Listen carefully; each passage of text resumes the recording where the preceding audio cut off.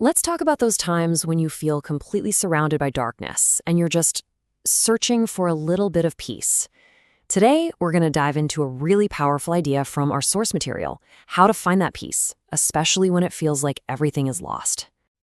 You know that feeling, right? That moment when life just gets so heavy. It feels like the very ground beneath your feet is starting to crack under the pressure. It's just one thing after another until you feel like you're carrying this impossible weight. And right at the very center of that struggle, there's usually this deep, deep feeling of being totally alone. You look around and you can't help but wonder, does anyone out there actually get what I'm going through? It's that feeling that you've been left to handle this massive storm all by yourself. And wow, that can be absolutely crushing.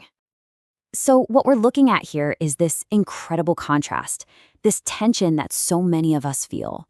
On one side, you have how it feels in the moment. Heavy, alone, totally in the dark. But then on the other side, there's this powerful promise that speaks directly to every single one of those feelings. A promise that says, no, you're not alone. There is light, and peace and hope are absolutely possible. Okay, so you've got this gap between how you feel and what's being promised. So, what do you do with that? Well, the source we're looking at asks us to just hold on to one central, game-changing idea. I am with you always, even to the end of the world. Let that just sink in for a second. This is really the bedrock of the whole message. And notice, it's not a promise that all your problems are just going to magically disappear. No, it's an assurance of a constant, unwavering presence. It means that no matter what things look like or how you're feeling, you're never, ever truly on your own.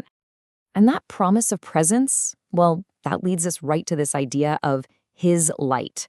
So what is that, really? The source says it's not about the darkness going away. It's about an unwavering presence inside the darkness. You know, it's kind of like a lighthouse in a storm. The lighthouse doesn't stop the waves, but its beam cuts right through all that chaos and shows you the way through. Okay, so that's the promise, a constant presence, a light to guide you. But let's be real for a minute. How do we get that from our head to our heart? How do we actually feel that peace, especially when we're really hurting? How does this become something real and tangible in our lives? So, what's the path? Turns out it's not some complicated formula. It's really just a simple but profound two-step process. First, it's just about being willing to open your heart.